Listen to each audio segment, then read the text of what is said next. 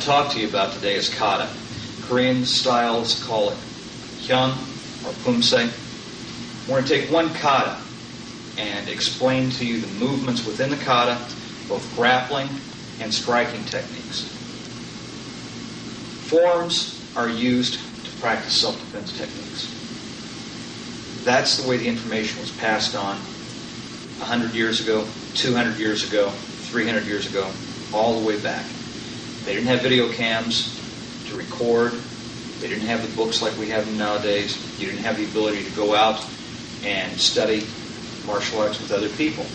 Martial arts was passed down from father to son or daughter. From one village, they kept it.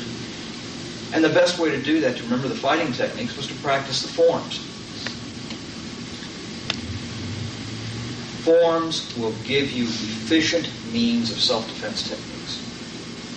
When you use a form, it has to look exactly like the kata to use a self-defense technique. If you see self-defense moves that don't look exactly like the form, then you're not getting a good application, in my opinion.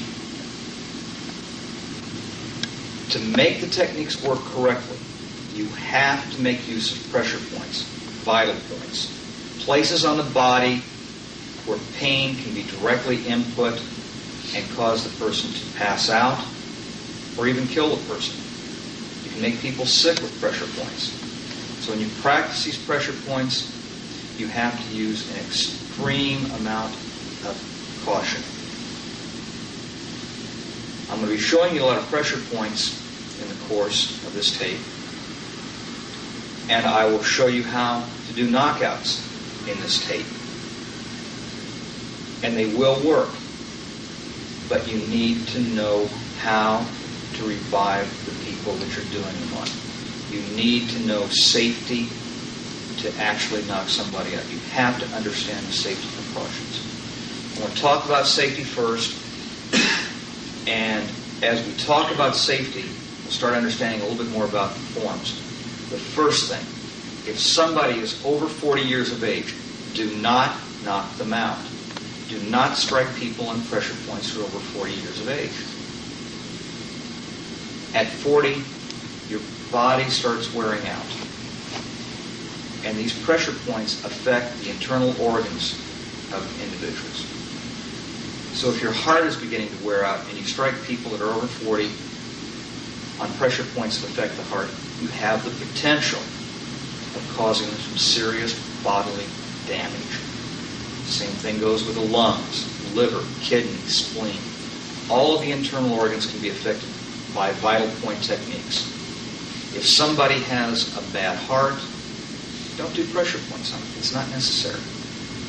If somebody has a bad spleen, liver, kidney, if they're on any kind of medication, don't hit pressure points on it. If somebody has low blood pressure or high blood pressure, don't hit pressure points on it. It's dangerous.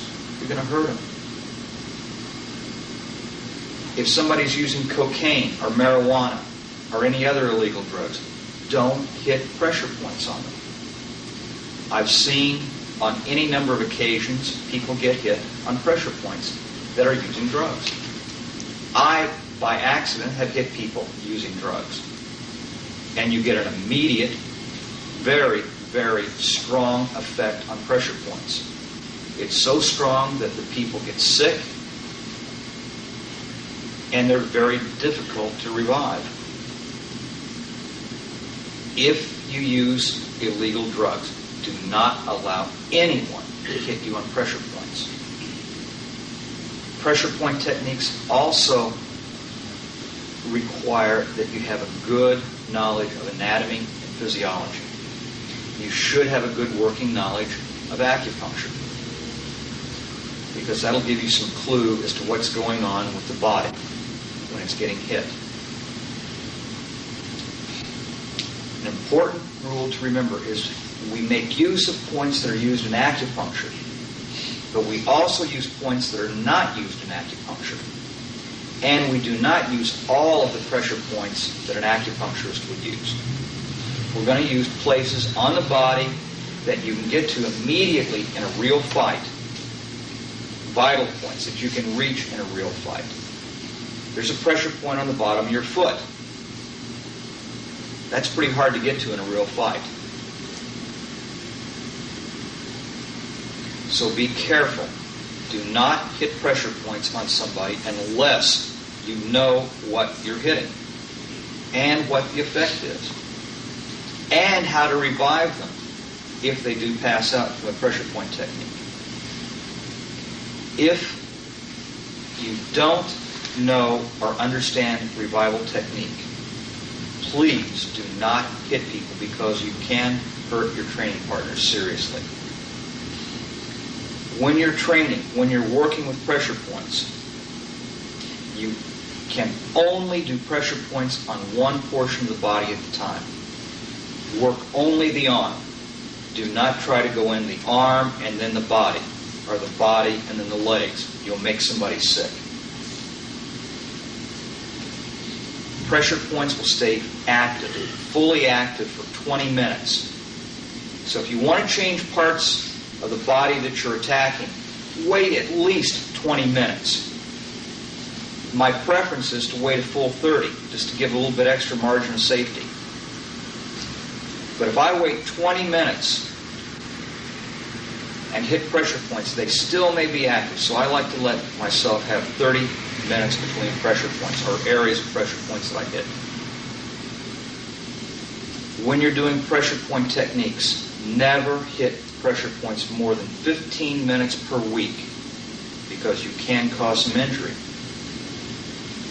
When you go out to a seminar sometime and you see people teaching pressure points, there's going to be a time where pressure points are worked hard for more than 15 minutes in a day. That will be an unusual occurrence, and that shouldn't bother you. And people that go out and teach the seminars in pressure points should know enough about pressure point techniques to give you time to relax so you're not going to get sick, and work pressure points not real hard and heavy for a full 4, 5, 6 hours, whatever the length of the seminar is. Instructors should know how to do that. But for your own use as students, do not allow yourself to be hit hard on pressure points for more than 15 minutes per week. It can be very, very dangerous. Okay? When you're working pressure point techniques, the thing that makes what we do unusual or different is that we're using multiple pressure point attacks to affect knockouts, and we're combining the pressure points with the forms, whether it's a Korean-style form, a Japanese form, an Okinawan form, a Chinese form, or any other form of martial art. We make use of the pressure points in the forms that the person does to give you good, solid self-defense techniques. Now, what I mean by using multiple points or attacking multiple points is real simple.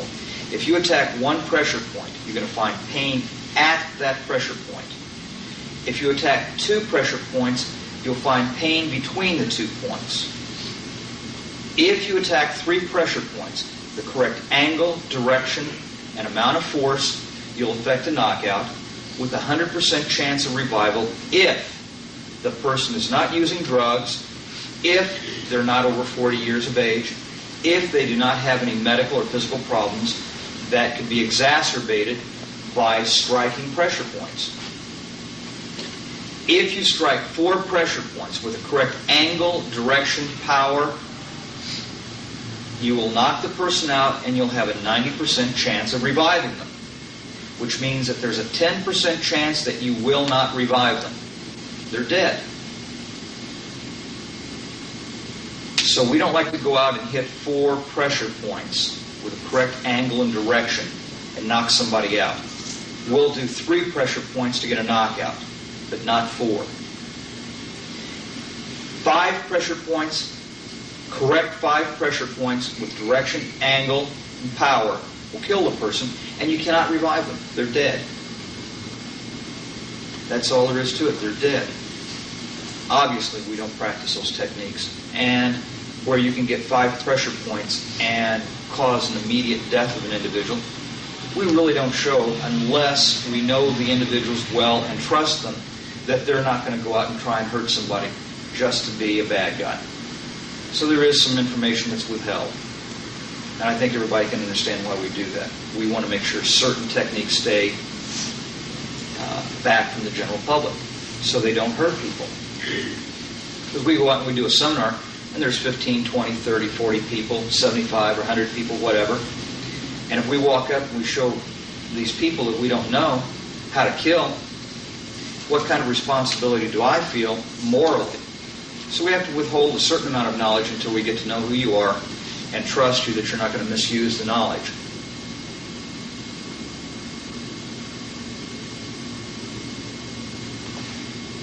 Pressure points, when we teach them,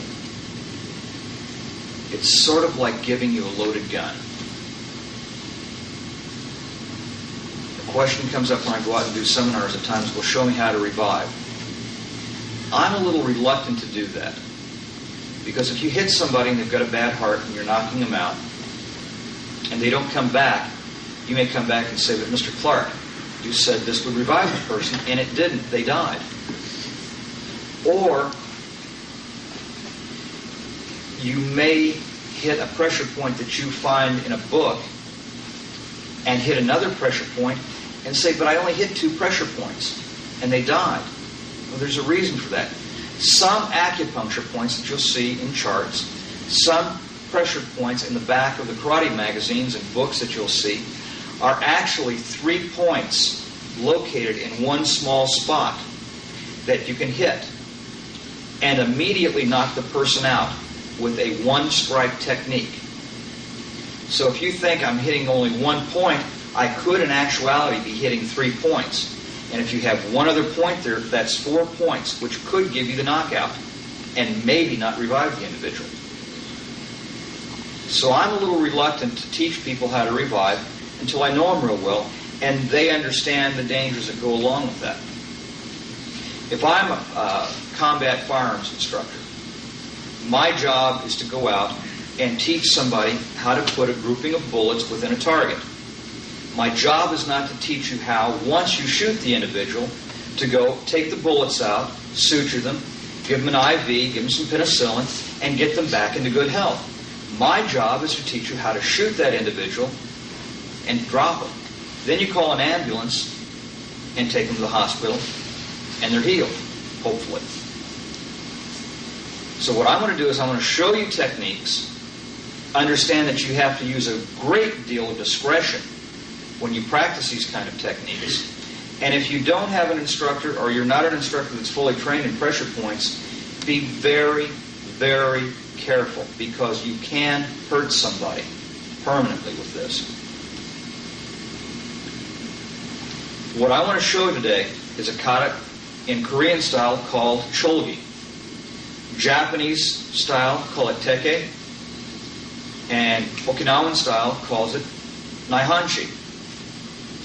The form done Korean, Japanese, or Okinawan is very, very similar. There's some very small changes that are developed because each style will do the form just a little bit different.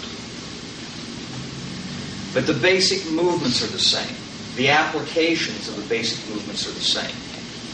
And if you don't do this kata, this form, perhaps you'll see movements in the form that you do someplace in forms that you currently do. And then you can apply the techniques that I'm showing to those movements. So what I'll do is I'll walk through the form very slowly, give you some idea of what the form looks like, and then go through it a little bit more at speed to give you an idea of how I practice the form, and then start breaking the movement down, breaking the forms down to individual movements for grappling and for striking techniques. So, begins.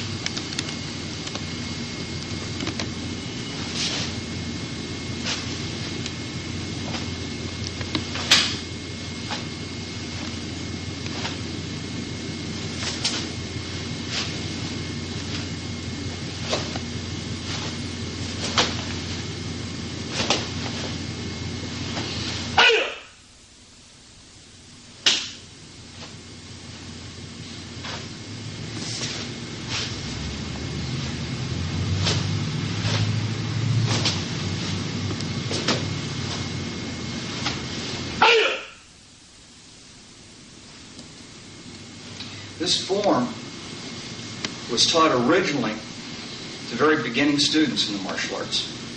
In Okinawan karate, this is the first form that's taught. At Indiana State University, where I teach, this is the first form that I teach my students there. I can do the form backwards, watch my students, and they can see the movements being done as if I were standing in front of a mirror.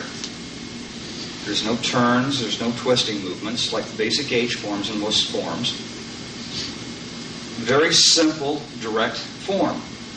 So it's a good one to begin with, a good one to learn with. A little complicated, but it's easily mastered by students when they first start out.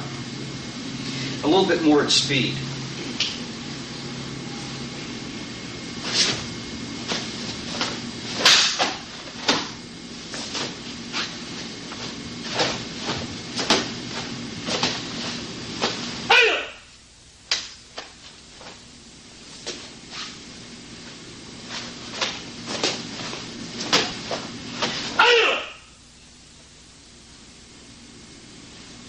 This form can be broken down into grappling and striking techniques.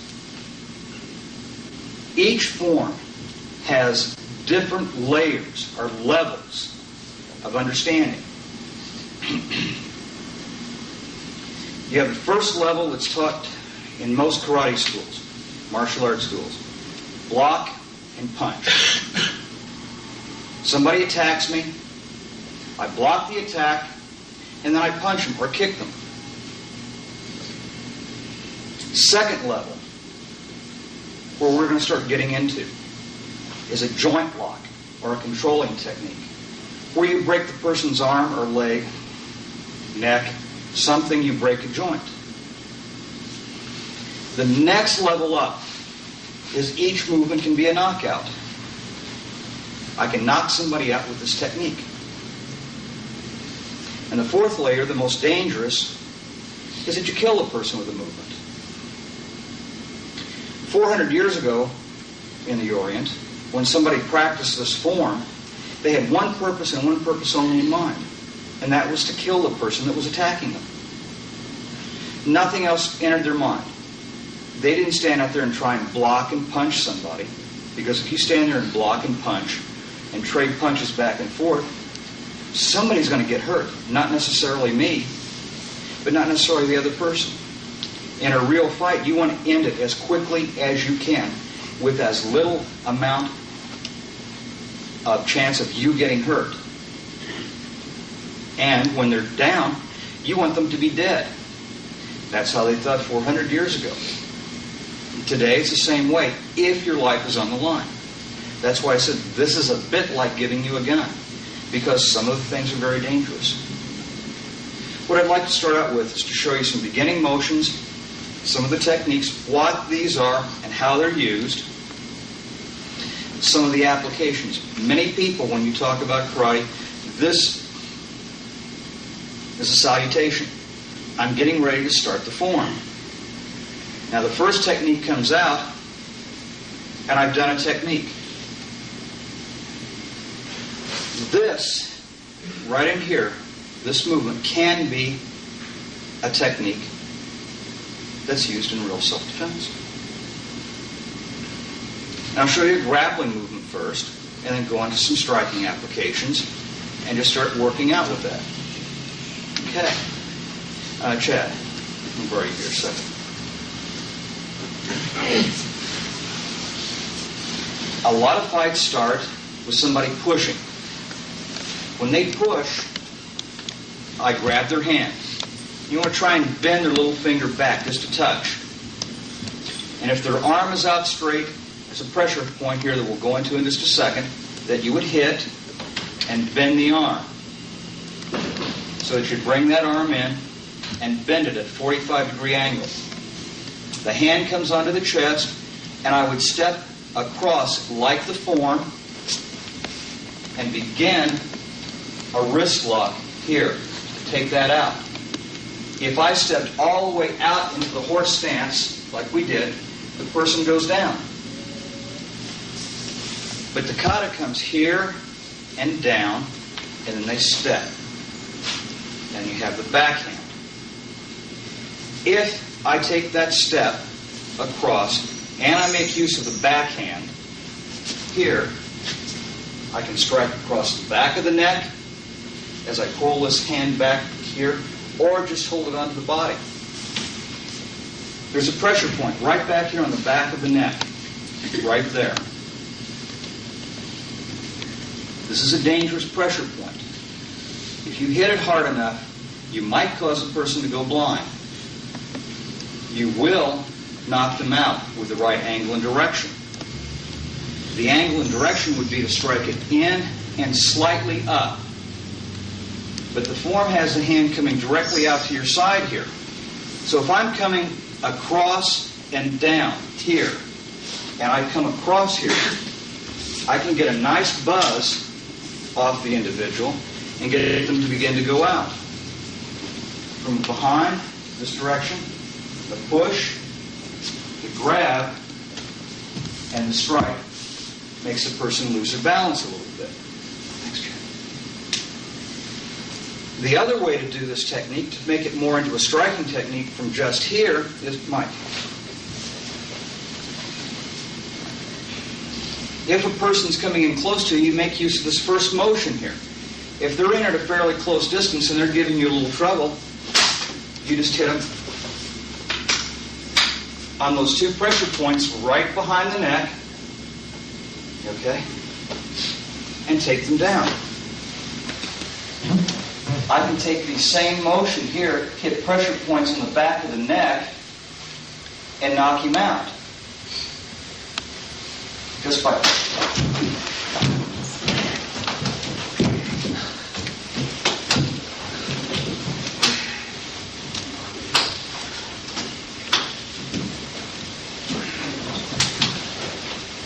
taking that. Okay?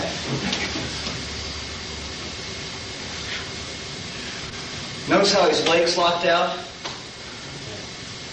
See, energy shot right down his legs and out.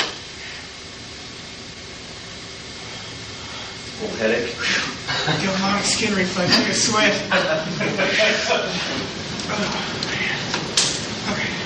Okay. Yeah. Now this makes it a little more difficult, or a little more dangerous, in that I hit both sides of the pressure points at the same time. That's not a good idea to do hard. I tapped with my fingertips. I did not hit the person hard. I just slapped Mike very lightly. Because if I hit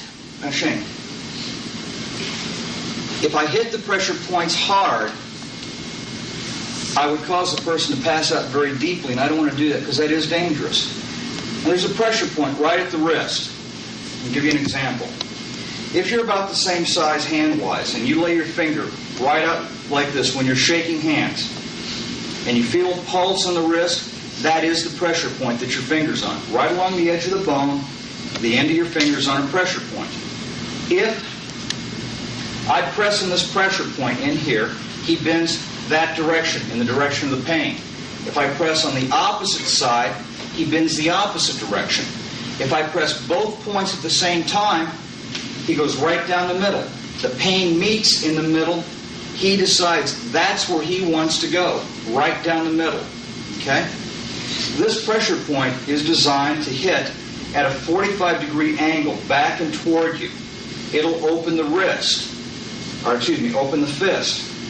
If I strike this at a 45 and pull it in toward me, like that, the hand pops open.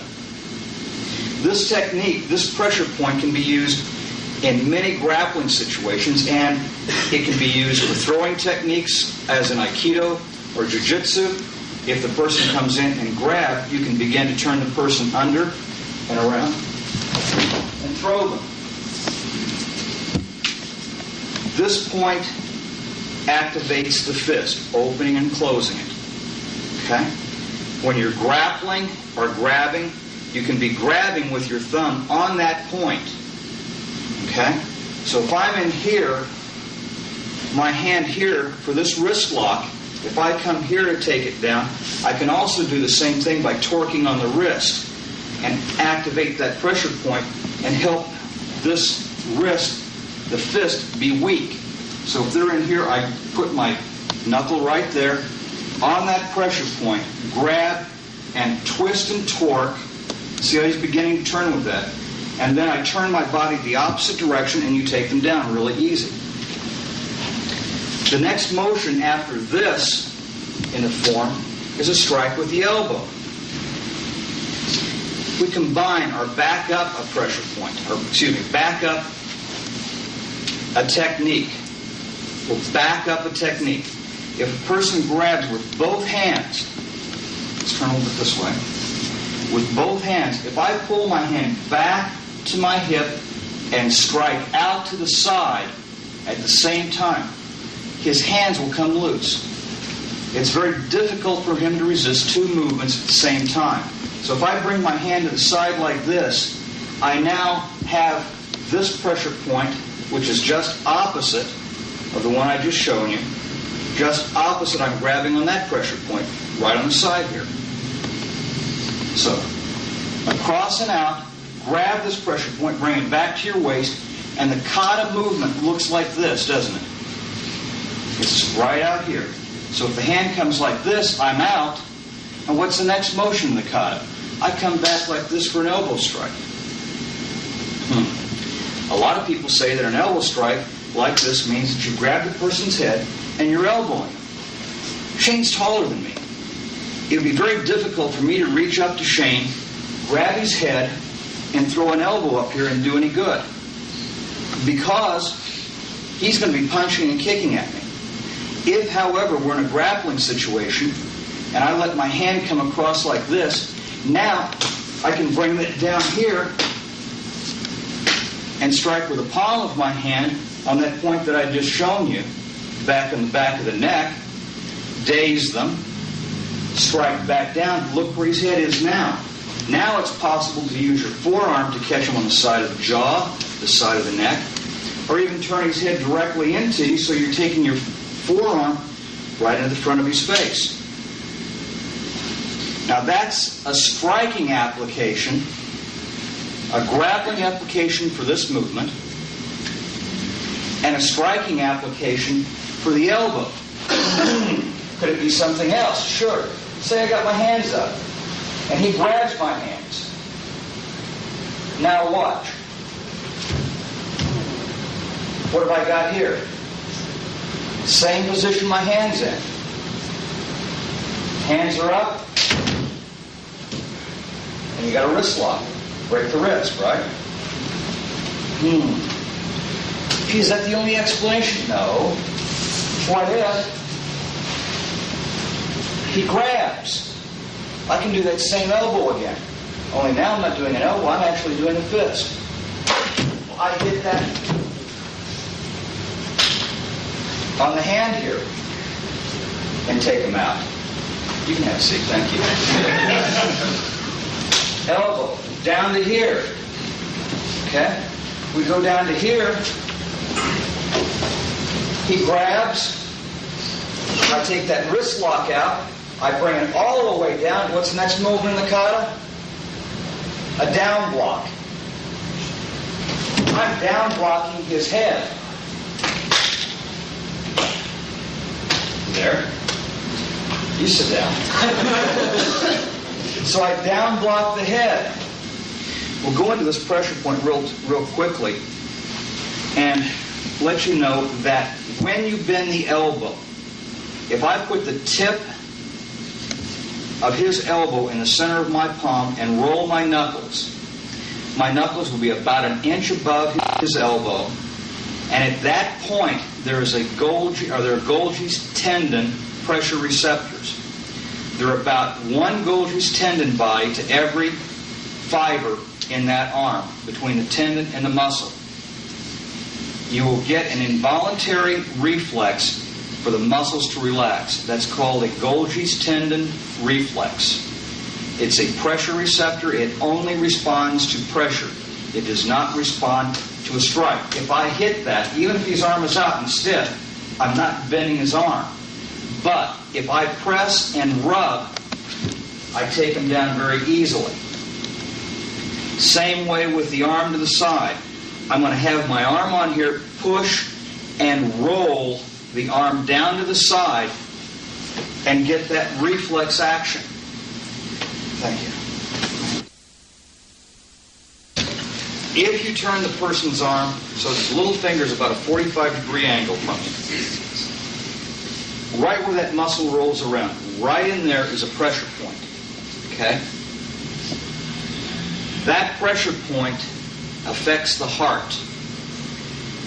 If I'm holding this pressure point down at my wrist, at his wrist, tight, and I'm going to lightly tap that, because he's not one of my students, I'm going to lightly tap him, you will cause a little shock to go down the arm. Okay? And the angle is going to be here and down. If you turn the finger at a 45-degree angle out, halfway between the shoulder and the elbow, right on the edge of the muscle, right in a little valley right down here, is a pressure point. If you grab the wrist tightly, here, turn a little bit so I don't pull too hard, and strike this down just like it looks like a down block.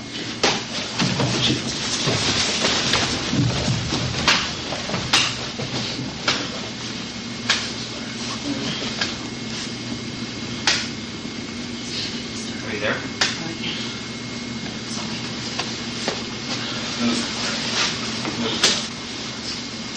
Relax. There's a pressure point right on the back of the arm. Instead of going for the Golgi's tendon, there's a point right up on the side of the flag here that if I hit,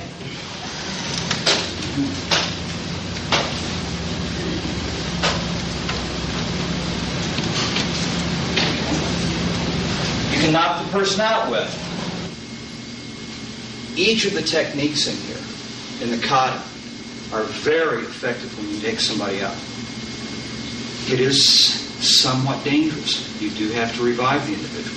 You have to know how to do the revival. So this, that shows as a down block in many places, can be a way to knock somebody out if you do it correctly. If you do it rather lightly,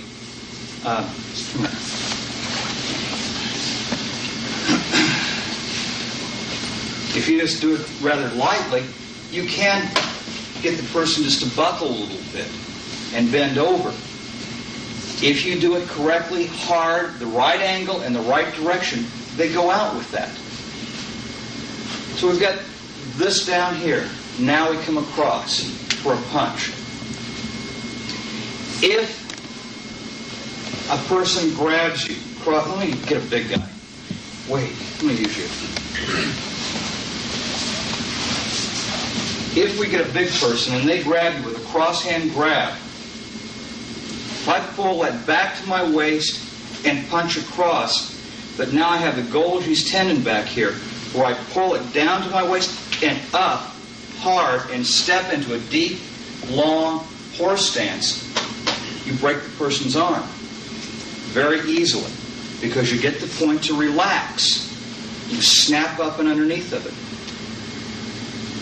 That's a grappling application. A striking application is if you hit a pressure point right up underneath the arm. Again, the tip of their elbow lays into the center of your palm. If you lay your thumb right in between the muscles, that is a pressure point just by pushing. Now, if I were doing this for real,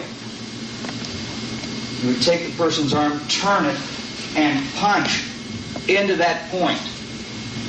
I will not punch anybody there. I do not want to punch anybody there because it is an extremely dangerous pressure point. Believe me, if you hit this hard enough, you can paralyze their arm. You may give them a heart attack. This directly affects the heart. Never, ever do that on their left side. If you're going to practice it and try it, do it on their right arm only. To give you an example, I'm going to use that knuckle and I'm going to strike it. Very, very lightly here. I will not hit it hard. Watch how little my hand moves. I do not want to punch that on someone because it is very easy to bruise that area. It is very, very easy to hurt somebody with that technique. Do not try punching anyone there unless your life is in danger. That is very, very dangerous. So this movement here can be a punch to the arm and drop the individual very, very quickly. The next motion here, twisting, a back fist, again, can be a very quick and efficient technique. It can be used as a grappling technique, or it can be used as a strike. If we combine the down block with an arm bar and this technique, we can make a person go into an arm bar very, very easily. Let's see here. Shane, let me use you again. I like to use Shane because he's big, tall. If someone grabs here, I want to pull my hand back to my waist and do a back fist. This is for a grapple. Grab on his sleeve, back fist. Notice how that bends his arm. If I've grabbed right on his sleeve, right above the Golgi's tendon, I can now do the down block by grabbing his wrist, and I'm down a down block, where I take him right down. But you can also use this back fist as a striking technique. If I come in along the side of the neck, right along the sternocleidoid muscle, right here, right where you feel a pulse, is a bifurcation of the carotid and the jugular. And a lot of people, when you're talking about knockouts and you see pictures or you hear people talking about you're hitting somebody on the side of the neck and knocking them out, they say that you're hitting the jugular or you're hitting the carotid. And that you're stopping the flow of blood to the brain. And that's why the person passes out. That's a partial truth. What actually happens there, at the bifurcation of the carotid and the jugular, and bifurcation means that it's like a Y, right in the middle of that, there are pressure receptors. They're actually stretch receptors called baroreceptors. If I stretch a baroreceptor slow, gently, and easily, the blood pressure in the body will drop slowly, gently, and easily. If I stretch the baroreceptors quickly, the blood pressure changes quickly. The blood pressure drops quickly. The body wants to equalize the blood pressure in the body. So it lays out flat, so the blood pressure can equalize.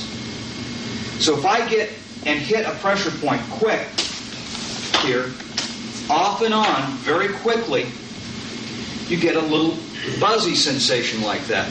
Now if you get, man, why don't you come up behind him? Now I'm not going to come in, turn and grab and twist him down into here to hit this, because that makes it more dangerous. I want to just put my arm here and just use the flat, muscly part, both bones out, and just lightly tag him on the neck. And get a nice buzzy sensation out of that. If you crank on that hard, you stand a chance of maybe dislocating or jostling around the third or fourth cervical vertebrae, which is very, very dangerous. At the third cervical vertebrae, nerves go out to control the diaphragm and the lungs. If I disrupt that, then the lungs don't work too well. The diaphragm doesn't work too well. And if you would break at that point, snap the neck, and disrupt the nerves, the person dies. So I do that rather lightly, not very hard. My main intent is just to get on and off the baroreceptor and get his blood pressure to begin to move a little bit. You have that in the form. Then you have a technique like this. This technique here can be done high, it can be done low. Either way it works. This same technique coming down here in this punching area could be used to strike down on the arm and punch pressure points on the face. Pick a point on the face, use the knuckles, and punch up and strike straight into them. Doesn't matter if they grab with one hand or both hands. When you're like this and they've grabbed you, you still have both hands free. Bring the hand down and under and punch and hit a pressure point on the body and take them straight out. It is so effective to hit pressure points on the head. If I'm down here, you can buzz someone very nicely, very easily, and take somebody out with that. For example,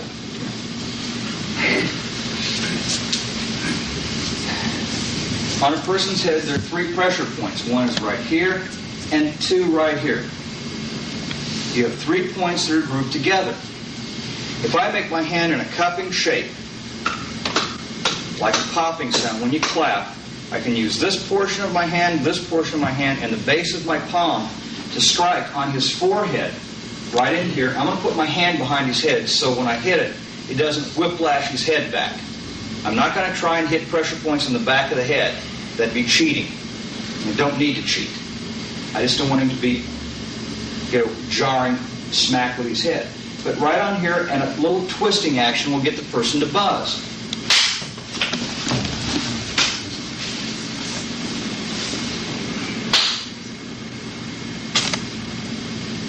There. Okay.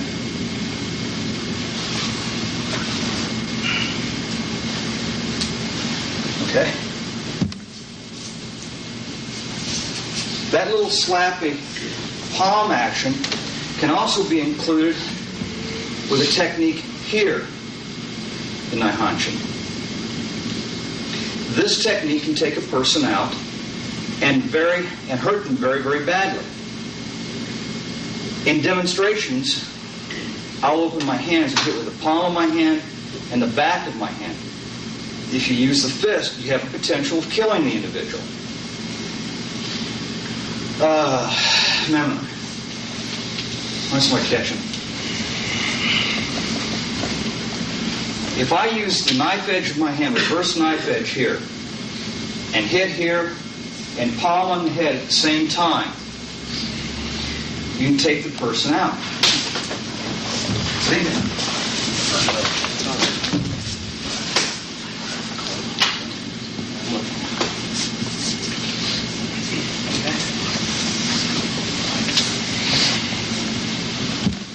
If you do that technique with a fist, you stand a potential of hurting the person seriously. You can hurt them with this, don't get me wrong. You can really hurt somebody badly if you hit them too hard with it. You get a headache out of this technique. I know, I've been hit with it. You get a headache with it, and you say, oh, I'm okay. But you're a little disoriented for an hour or so. This technique will knock somebody out cold. This technique can kill the person because you can hit with the knuckles and really dig into the pressure points. When you're coming back with these pressure points and coming out like this, the next technique you see is this. That always looked goofy to me. What would you do in a real fight, a real self-defense technique that would do this? This is real important. It maps out pressure points on the legs that you would attack. Pressure points that you would kick, that you would take out on the individual. If I kick this pressure point like I would do in the form and strike the person on pressure points, you'll knock them out and do it very seriously. Mike, let me use you a minute. And when I do this, I want to do it real lightly. I don't want to hurt him.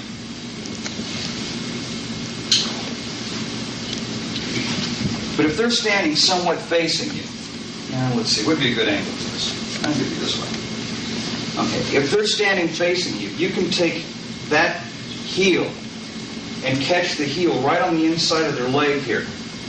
Watch what happens. They buckle. Notice which way his head turned. If he's reaching in and grabbing at me, here, and I bring my hand down in this position, here, and pop him on the side of the neck. It's very, very easy. Right on the edge of the neck here. Right here. Right at the articulation of the jaw. is a pressure point. If I use that little knuckle of mine and I just lightly tap, and you got to be careful when you do this, because if they have their jaw open, you can dislocate the jaw. But just a little tap takes the person out very, very easily, very, very gently. Thank you. This kick on the inside of the leg, if they're standing in front of you, you can kick it this way, but by the same token, I could do like a front kick here and kick there and come across to the front side of the head and turn them and use, again, that knuckle and a strike and get a good buzzing technique. The last technique is here. If somebody grabs you, you can roll them and punch to a pressure point down on the side. If they're taller, if they're a little bit taller and pull them down, you can hit with a punch right on the side of the neck. And again, take them out. So you can go through the entire form, the entire form, and have some kind of application or some meaning to the technique. Something in there that's going to give you a real self-defense technique. Each movement in a form has a real, honest-to-God meaning about something to do to hurt somebody. Even techniques that look like this, that you're blocking somebody, you're actually striking. We're talking about this technique here. That this is a block against a punch, or it might be a strike to the head and the neck. Which hand am I striking with? The head or the neck? The extended hand. I'm going to offer you an alternative explanation. I'm going to be hitting the neck with this hand. How's your hands go? I think blocking. Your hand comes back like this. Your hands come out here together in it. See, in some styles they do. They cross like that, though, don't they? Oh. So if your hands cross like here, could there be a technique right here? Let me show you. This is fun. If my hands are going like this, as I do the knife hand strike, I could be glancing off the front of his head and striking back here and getting that pullback like that. Isn't this fun? With a knife hand block, you can use the side of your hand, chop along the sternocleidoid muscle, right on the baroreceptor, and palm on the forehead, so that you're getting this action out of the knife hand. So if you're in here, letting down,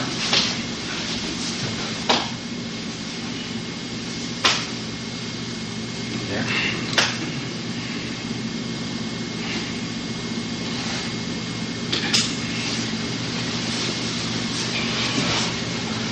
You can get a good knockout by just this portion of the technique. By the same token, though, you can do the same type of technique if, for example, here, Jim. Let me use you.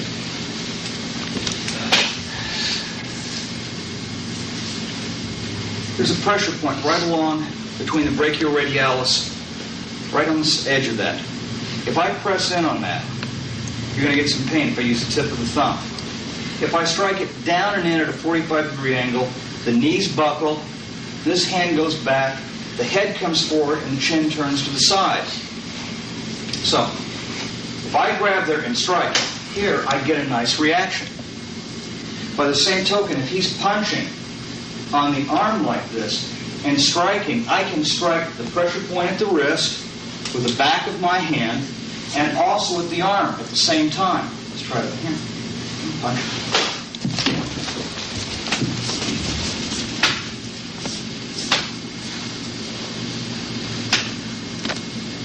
And get a knockout. 1 pressure point, 2 pressure point, 3 pressure point. With the right angle and direction, you can cause a knockout on the arm. When you hit that pressure point on the arm, if you make your hand like this, thumb straight out, little finger out and curled a little bit, You can hit with the knife edge portion of your hand and the meaty portion of your thumb. So if I'm grabbing the wrist and laying my hand across that point on the arm, I am dead on both pressure points. Now, if he's throwing a punch in at me, I can hit on the arm and strike on the arm at the same time. And what does that look like? Same thing. So if that hand comes in,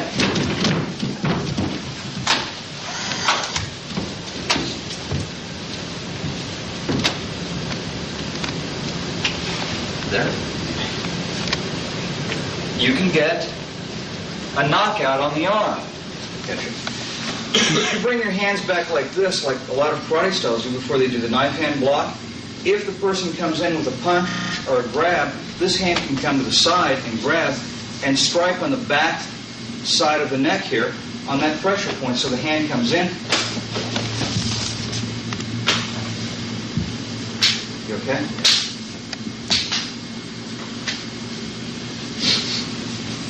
And very gently get that beginning knockout. But this explanation here of the hand coming in on the side of the neck, striking in here and striking on those pressure points for that section of the knife hand block makes a whole lot more sense to me than he's throwing a punch and I bring my hand back here to gain power and momentum and then I strike the arm. Wait a minute now. Punch slowly. And I'm going to come back here. Wait a minute. Now, when I see you punch, I've got to bring my hands back here to get power to block your punch. So you punch, and I bring my hands back here, and then I try and get my... No, you're slow. Bring it a little bit faster. You're not going to make it. It's not going to work. Which makes more sense. You're in close where a fight's going to occur, and you just come right across with that. That makes more sense to me. Yes? When you're hitting the top corner of his head and his neck, are you crossing sides? Mm-hmm. Okay. Yeah, which is dangerous. Well, I'm not guessing. I just wondered that. It is dangerous, yes. That is crossing sides. Yeah. That's why the form goes like this. Because it is dangerous. And they want it to. And they want it to be. Yes, absolutely.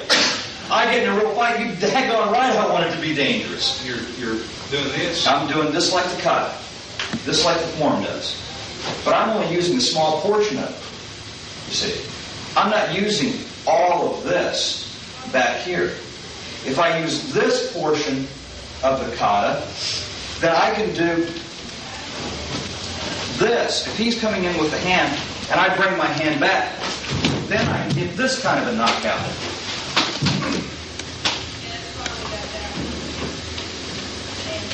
There.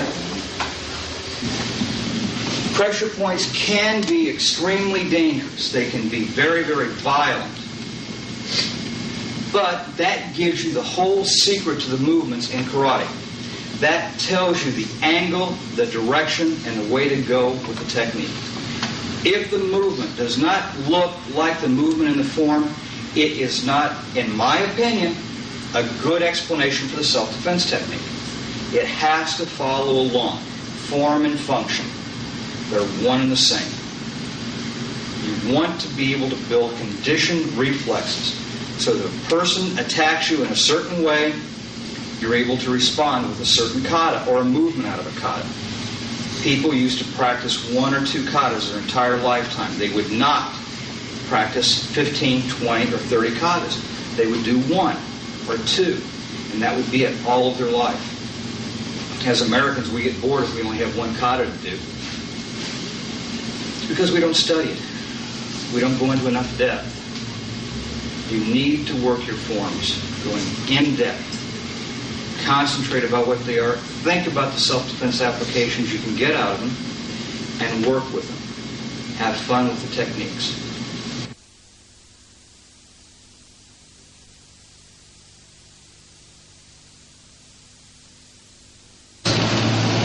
4 fingers up from the ankle bone, the pressure point, right here, right at the edge of the bone, is a good pressure point. If, give me your foot. Now don't put your hands up. Just catch it when it falls.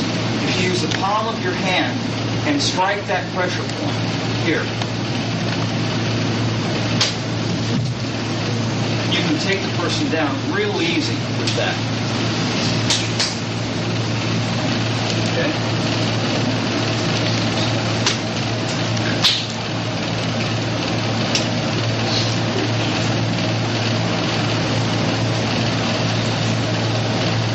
That's a technique I've been working on, and I'm real close to getting a knockout with that. If you get that foot right in here and use the palm right into here, don't hold on to it. I don't like that.